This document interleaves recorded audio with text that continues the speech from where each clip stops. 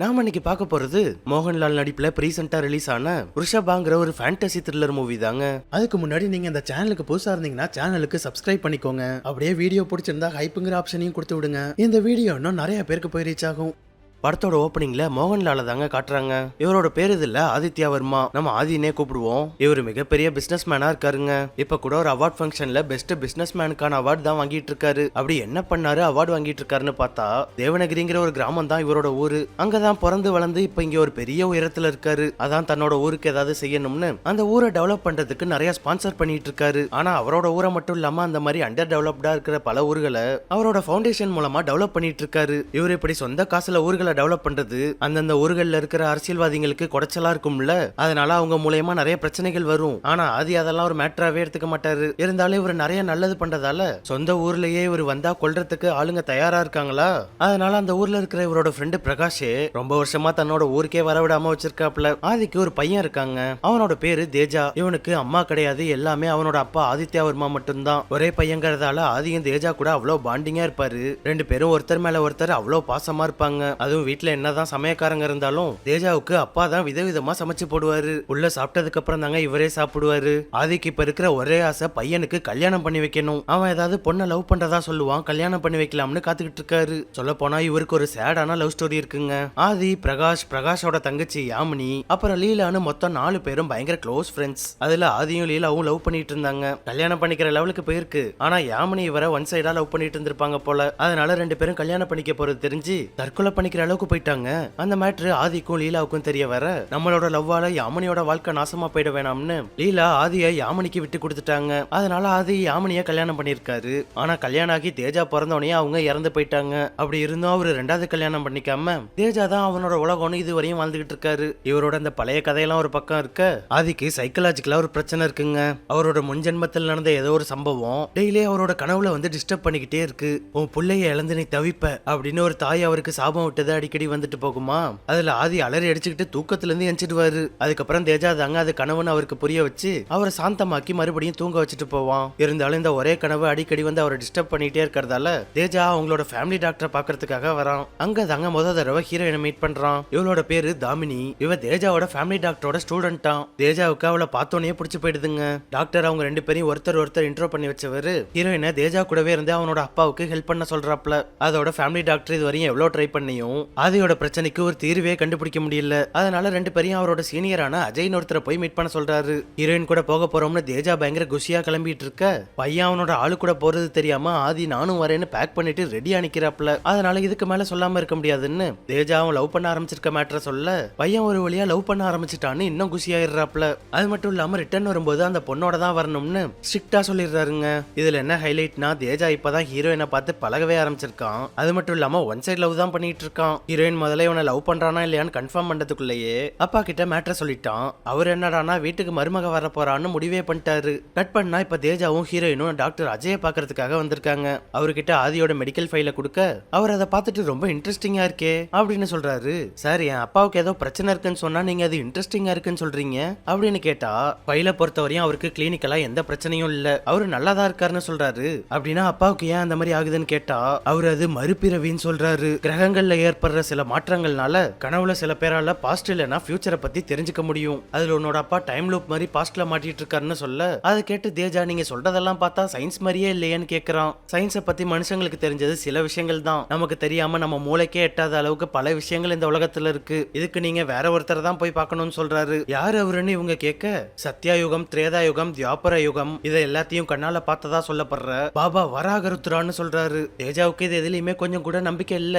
இருந்தாலும் அஜய் சொன்னதால 2 பேரும் பாபாவை பார்க்க வராங்க. அவர் தேஜாவை பார்த்தோன்னே அவன் அப்பா கனவுல வரத பத்தி சொல்லி நீ தேடி வந்ததுக்கான பதில் உன்கிட்ட தான் இருக்குன்னு தேஜாவை பார்த்து சொல்றாரு. தீர்வு தேடி வந்திருக்கவன் தான் எல்லா பிரச்சனைக்கும் காரணம், காலம் தான் எல்லாத்துக்கும் பதில் சொல்லும் சொல்லிட்டு அங்கிருந்து அவர் பாட்டுக்கு போக தேஜாவுக்கு அவர் என்ன சொல்றாருன்னு ஒண்ணுமே புரியல. அதனால ஒரே குழப்பத்துல அங்கிருந்து கிளம்ப ஹீரோயின் எதுவும் கவலைப்படாத எல்லாம் சரியாயிடும்னு அவனுக்கு ஆறுதல் சொல்றா. இந்த யூனிவர்ஸ் நம்ம 2 பேரையும் மீட் பண்ண வச்சு ஒண்ணு சேர்த்த மாதிரி நடக்கிற எல்லாத்துக்கும் ஒரு காரணம் இருக்கும்னு தேஜாவுக்கு புரிய வச்சவ தேஜாவை கிஸ் பண்ணி அவனை கொஞ்சம் நிதானமாக்குறா.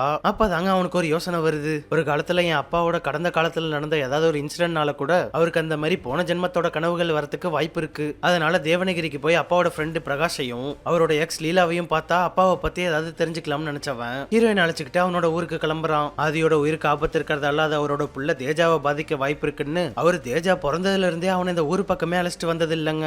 இப்பதான் தேஜா முதல் தடவை அவனோட ஊருக்கே போறான். தேவனகிரி வந்து சேர்ந்தவன முதல்ல கோவிலுக்கு போலாம்னு நேரா அந்த ஊரோட கோவிலுக்கு வரான். அவ்வளவு நேரம் நல்லா தான் இருந்தான். ஆனா உள்ள வந்தோன்னா அவனுக்குள்ள ஏதோ ஆக ஆரம்பிக்குது. உள்ள வந்துகிட்டு இருந்தவன் சாமியை பார்த்தோன்னு திடீர்னு அப்படியே மயக்கம் போட்டு விழுந்துடுறாங்க. இந்த விஷயம் அந்த ஊர்ல இருக்கிற ஆதியோட ஃப்ரெண்டு பிரகாஷ்க்கு தெரிய வர அவரு தேஜாவை கோவில இருந்து அவரோட வீட்டுக்கு கொண்டு வந்துடுறாப்ல. அதோட இந்த விஷயத்தை தேஜாவோட அப்பா ஆதிக்கு கால் பண்ணி சொல்ல அவரு பதறி போய் உடனே அங்க இருந்து கிளம்பிடுறாப்ல. கொஞ்ச நேரம் கழிச்சு தேஜா மயக்கம் தெளிஞ்சு எந்திரிக்க அவனோட உயிருக்கு ஆபத்து இருக்கிறதால பிரகாஷ் உடனே அங்க இருந்து அவனை கிளம்ப சொல்லிட்டு இருக்காரு. ஆனா அவரு தேஜாவை போக சொல்லிட்டு இருக்கும் போதே தேஜா இங்க இருக்கிற விஷயம் தெரிஞ்சு ஆதியோட எதிரிகள் அங்க வந்துடுறாங்க. அந்த ஊர் எம்எல்ஏ ஏதோ ஒரு ஊழல் பண்ணான்னு ஆதி அவன் மேல கேஸ் போட்டு அவனை உள்ள தள்ளிட்டாருங்க. அதான் அதுக்கு பழி வாங்கறதுக்காக அவனோட தம்பி இப்ப தேஜாவை கொல்றதுக்காக வந்திருக்கான். அவனுங்க தேஜாவை போட பார்க்க தேஜா பார்த்தா அவனுங்க எல்லாரையும் அடிச்சு பறக்க விட ஆரம்பிச்சிடுறான். தேஜா எல்லாரையும் அடி பொழந்து எடுத்துக்கிட்டு இருக்க சரியா அவனோட அப்பா ஆதியும் அங்க வந்துடுறாரு. இப்ப ரெண்டு பேரும் சேர்ந்து எல்லாரையும் போட்டு பொலன்னு பொழந்து எடுக்க ஆரம்பிச்சிடுறாங்க. இப்படி ரெண்டு பேரும் சேர்ந்து வந்தவங்க எல்லாரையும் அடிச்சு பறக்க விட்டுட்டு இருக்க அப்பதான் தேஜா இங்க வந்திருக்க விஷயம் தெரிஞ்சு ஆதியோட எக்ஸ் லீலா அங்க வராங்க. அவங்கள பார்த்தோன்னே தேஜா ஒரு மாதிரியாக என்னாச்சுன்னு தெரியல டக்குன்னு கத்தி எடுத்து ஆதிய ஒரே சொருவா சொருவிடுறாங்க.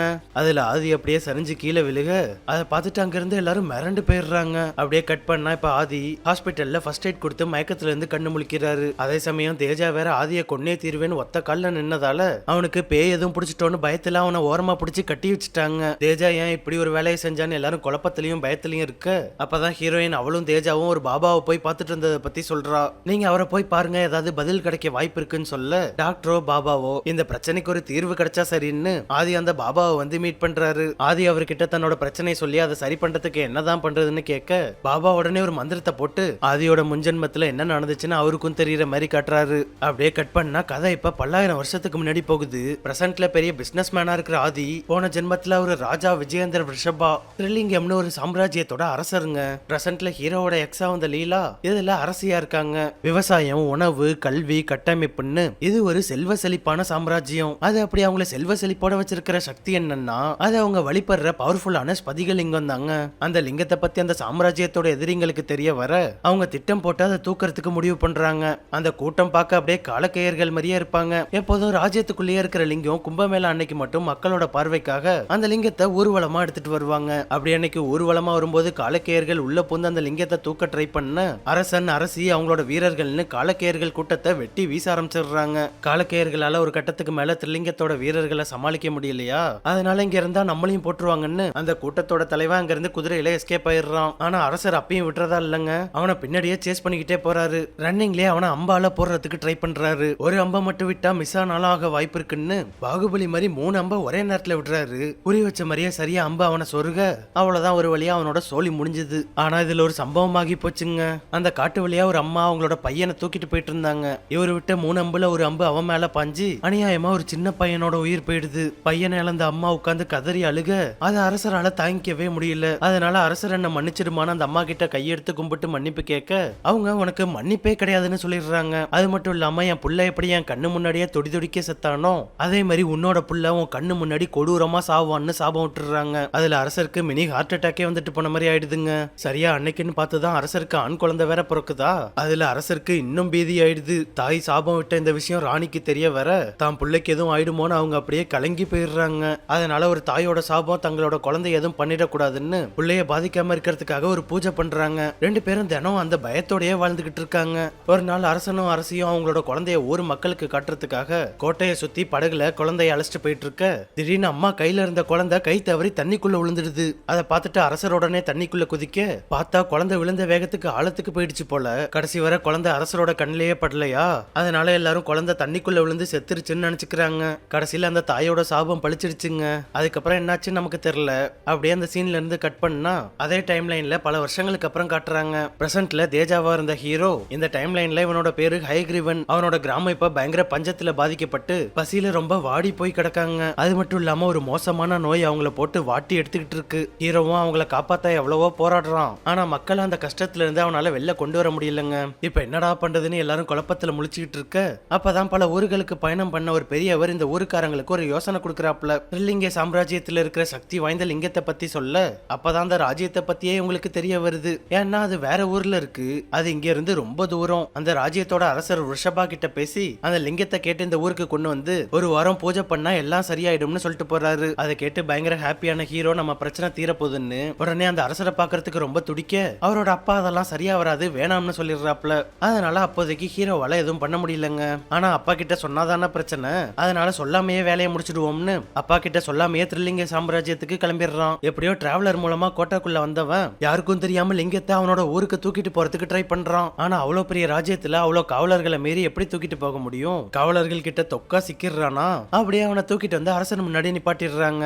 யாரா நீ, எப்படிரா லிங்கத்தை திருடுற அளவுக்கு உனக்கு தைரியம் வந்துச்சுன்னு கேட்க ஹீரோவும் அவன் யாரு எங்க இருந்து வந்திருக்கானு எல்லாத்தையும் சொல்றான். பஞ்சத்துல அடிபட்டு இருக்க அவன் ஊரோட நிலைமையை பத்தி சொல்லி அதுக்காக தான் லிங்கம் தேவைப்பட்டதுன்னு தூக்கறதுக்கு வந்தேன்னு சொல்ல அரசர் அதை கேட்டுட்டு நான் அந்த ஊரோட பிரச்சனையை தீர்த்து வைக்கிறேன்னு சொல்றாரு. அப்பயும் ஹீரோ அதை கேட்காம எங்களுக்கு அந்த லிங்கம் வேணும், அதாலதான் எங்க பிரச்சனையை தீர்க்க முடியும்னு சொல்ல தான் சொல்றத கேட்காம எதிர்த்து பேசுறதால அரசருக்கு வேற கோவம் வந்துடுது. கெஞ்சி கேட்கிற அரசரே, அந்த ஸ்பதிகலிங்கத்தை கொடுத்தீங்கன்னா ஒரு வாரம் எடுத்துட்டு போய் பூஜை பண்ணிட்டு எங்க பிரச்சனை சரியானோன்னு திரும்ப நானே கொண்டு வந்து கொடுத்துடுறேன்னு சொல்றான். அறிவு கெட்டத்தனமாக பேசாதே, அது எங்களோட அடையாளம்னு அரசர் கொடுக்க முடியாதுன்னு சொல்லிடுறாப்ல. அதை கேட்டு ஹீரோவுக்கு வெறி ஆயிடுது. எனக்கு அந்த ஸ்பதிகலிங்கம் வேணும், அப்படி நீங்க கொடுக்கலன்னா நான் உங்க கூட சண்டை செய்ய வேண்டியது இருக்கும்னு அரசருக்கே சவால் வர்றான். அதை கேட்டு அரசருக்கு பயங்கர ட்ரிகர் ஆயிடுதா. நீ உன்னோட ஊர்ல இருக்கிற பிரச்சனையை என்கிட்ட சொல்லிட்ட, அதனால நான் அதை உடனே தீர்த்து வைக்கிறேன். ஆனா நீ என்கிட்ட ஓவரா பேசி சவால் விட்டுட்ட, அதையும் அந்த அரசர் நிறைவேற்றி காட்டணும்ல, அதனால அரசர் நம்ம சண்டை போடலாம்னு சொல்லிடுறாப்ல. அவ்வளவுதான், அரசரே சொல்லிட்டதால ரெண்டு பேரும் சண்டை செய்யறதுக்காக மைதானத்தை தயார் பண்றாங்க. பிரசன்ட்ல ஹீரோ மயக்கம் போட்டு விழுந்தான்ல, அதே கோவில்ல தான் ஒரு காலத்துல சண்டையும் நடந்திருக்கு. ஒருத்தர் டஃப் கொடுத்து ரெண்டு பேரும் பயங்கரமா அடிச்சுக்க ஒரு கட்டத்துல அரசர் ஹீரோவோட நெஞ்சில மார்க் போட்டுறாரு. அதுல அவனோட சட்டை கிழிஞ்சதுல அந்த கேப்ல நெஞ்சில ராஜவம்சத்தோட சீல் தெரியுது. அதை பார்த்து அரசர் பயங்கர ஷாக் ஆயிடுறாப்ல. வழக்கமா அரச குடும்பத்துல பிறக்கிற குழந்தைங்களுக்கு அந்த ராஜ்யத்தோட சின்னத்தை அந்த குழந்தையோட நெஞ்சில பொறிப்பாங்க. இப்ப ஹீரோட நெஞ்சில பார்த்தா அரசரோட குழந்தைக்கு வச்ச அதே சீல் இருக்கு. இப்பதாங்க கதையில ஒரு பெரிய ட்விஸ்ட் வைக்கிறாங்க. அரசரோட சண்டை போடுற ஹயக்ரீவன் வேற யாரும் இல்லங்க, அது அரசரோட சொந்த புள்ள. அதனால அரசர் திரும்ப அடிக்காம ஷாக்ல அவனை பாத்துக்கிட்டே நின்னுட்டு இருக்க டக்குன்னு ஹீரோ அரசரோட கழுத்துல கத்திய வச்சிடறான். அதுல வேடிக்கை பார்த்துக்கிட்டு இருந்த எல்லாருக்கும் பயங்கர ஷாக் ஆயிடுதுங்க. அவ்வளவுதான், நீங்க தோத்துட்டீங்க, ஒழுங்கா போய் லிங்கத்தை எடுத்துட்டு வந்து கொடுங்க, அப்படி இல்லைன்னா ப்ராப்பரா சண்டைக்கு தயாராகி வாங்கன்னு சொல்ல அரசருக்கு இப்ப என்ன ரியாக்ட் பண்றதுனே தெரியல. அந்த அதிர்ச்சியிலேயே லிங்கம் இருக்கிற இடத்துக்கு வராரு. இப்ப என்ன பண்றதுனே தெரியாம கடவுள் கிட்ட அரசர் புலம்ப ஆரம்பிச்சிடுறாப்ல. ஆனா அடுத்த கொஞ்ச நேரத்திலேயே மாஸ்க் போட்டுக்கிட்டு வந்தவர் ஹீரோவை வெறி கொண்டு அட்டாக் பண்ண ஆரம்பிச்சிடுறாரு. பதிலுக்கு ஹீரோவும் பயங்கரமா அவர் அட்டாக் பண்ண ஆரம்பிச்சிடுறான். இப்படி ரெண்டு பேரும் ஒருத்தர் பயங்கரமா அடிச்சுக்க ஒரு கட்டத்துல ஹீரோ பாஞ்சு வந்து அரசரை ஒரே வெட்டா வெட்டிடுறான். அதுல தலை தனியா உருண்டு போய் விழுந்துடுது. அப்பதான் கரெக்டா ஹீரோட அப்பா அவங்க அரசரோட சண்டை போட்டுட்டு இருக்க விஷயம் தெரிஞ்சு வேக வேகமா அந்த இடத்துக்கு ஓடி வராரு. அது மட்டும் இல்லாம லிங்கத்துக்கிட்ட புலம்பிட்டு இருந்த அரசரும் அப்பதான் திரும்ப களத்துக்கு வராரு. அதை பார்த்துட்டு அங்க இருக்கிற எல்லாருக்கும் மொழி பிதுங்கி போயிடுதுங்க. அரசர் இப்பதான் திரும்ப இங்க வராரு. ஹீரோ அப்ப நம்ம யார கொன்னோம்னு பாக்க அவனோட அப்பா நீ கொன்னது உன்னோட அம்மா அப்படின்னு பெரிய குண்டை தூக்கி போடுறாரு. இப்பதாங்க ஹீரோ பிறந்தப்ப என்ன நடந்துச்சுன்னு காட்டுறாங்க. அரசருக்கு ஒரு தாய் சாபம் விட்டது அரசிக்கு தெரிய வந்தது இல்ல, அதனால குழந்தைக்கு எதுவும் ஆயிடக்கூடாதுன்னு பயத்துல அன்னைக்கு நைட்டே ஒரு பிளான போடுறாங்க. அந்த ராஜ்யத்தோட ஒரு ஜோடி கிட்ட தன்னோட குழந்தைய வளர்க்க சொல்லி வாழ்க்கை முழுக்க அதோட அப்பாவோட கண்ணில் படாம வளர்க்க சொல்லியிருக்காங்க. அது குழந்தையோட அப்பாவான அரசருக்கே தெரியாதுங்க. பிளான் படி குழந்தைய தூக்கிட்டு ஊர்வலம் வந்துட்டு இருக்கும் போது ஜோடி கிட்ட புதுசா குழந்தைய கொடுத்தவங்க குழந்தை தண்ணியில விழுந்துட்டுன்னு ஆக்டிங்க போட்டிருக்காங்க. அதை ஆயிரக்கணக்கான மக்கள்ல ஒருத்தர் கூட பார்க்கல போல. குழந்தை தண்ணியில விழுந்துட்டுன்னு பதறினதால அரசரும் உடனே தண்ணியில குதிச்சு தேடி பார்த்திருக்காரு. ஆனா குழந்தை கிடைக்கல. அதான் குழந்தை விழுகவே இல்லையே, அப்புறம் எப்படி கிடைக்கும்? இதை நம்மளாலேயே கொஞ்சம் கூட நம்ப முடியல.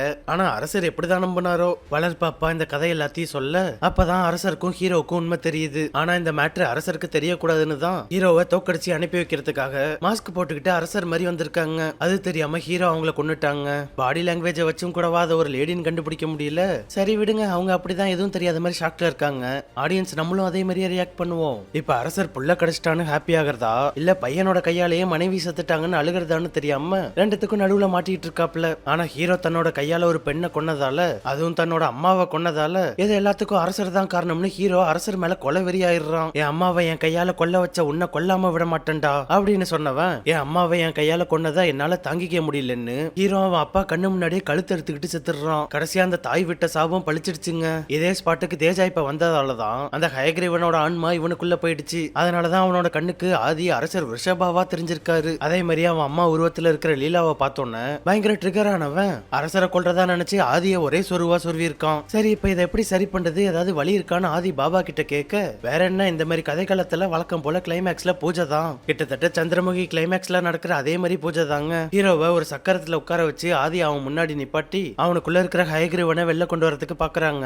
ஆனா அவன் கொஞ்சம் கூட அடங்க மாட்டான். ஆதியை விஷபான்னு நினைச்சு அவரை கொல்றதுக்கு ட்ரை பண்ணிக்கிட்டே இருக்கான். பாபாவோட ஆளுங்க தான் அவரை கொல்ல விடாம தடுத்துக்கிட்டே இருக்காங்க. இருந்தாலும் இது ரொம்ப எக்ஸ்ட்ரீமுக்கு போக ஆதி அங்க இருக்கிற சிவன் கிட்ட என்னோட உயிரை கூட எடுத்துக்க, ஆனா என் பையனை மட்டும் விட்டுன்னு பயங்கரமா வேண்டிக்க ஆரம்பிச்சிடுறாப்ல. அது கடைசியில சிவனுக்கே கேட்டுருதா.